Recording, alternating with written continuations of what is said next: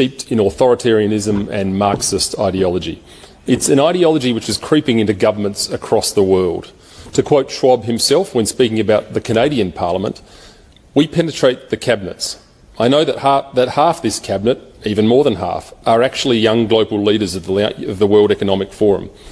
It's true in Argentina, it's true in France, now with the president who is a young global leader," end quote. The World Economic Forum promotes globalist issues such as climate change, so-called systemic racism and sexism, and creating an online digital identity. However, closer inspection reveals the World Economic Forum is an anti-capitalist, anti-free market organisation that seeks to subvert Western values and political processes. And they are very organised and very well funded. Their message is designed to appear harmless when in fact the ideology that underpins it is revolutionary and destructive. They train aspirational leaders in their ideology and help them make connections in spheres including politics, business and the arts.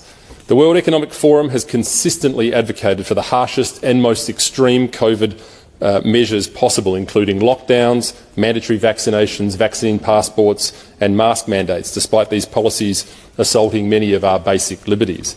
At the centre of the World Economic Forum's ideology is stakeholder capitalism. Essentially, this is a theory that traditional free market capitalism ignores the dangers posed by climate change, and so the government must enforce restrictive policies to save the environment, even if that means less wealth. Why then are the forum's criticisms of capitalism always directed at Western nations rather than the great polluters such as China and India?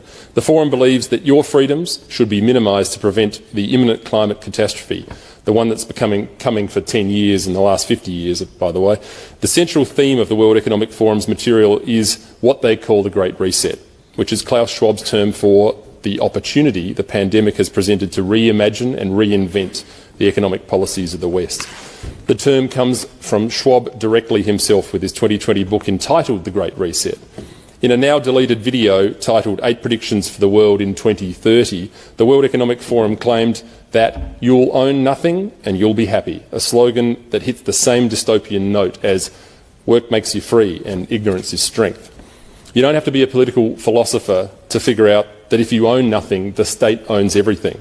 There's a word for this. It's called communism.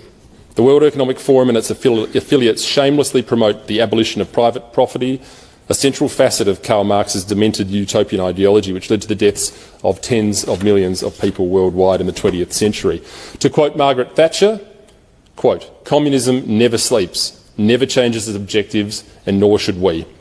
No matter how sophisticated the World Economic Forum tries to make the abolition of private property around the world sound, the fantasies of Karl Marx always lead to the crushing of individuals' liberties and lives and the expansion of the state's tyranny and power. It is imperative that we pay close attention to the World Economic Forum and do all that we can to preserve liberty and reduce government intrusion in our lives. And if we fail to do so, the anti-democratic forces in the West will continue to march on, and we may wake up to an Australia that we no longer recognise. Australians deserve to know the extent to which the World Economic Forum's influence and infiltration of our country and how far it has gone, and we're going to find out.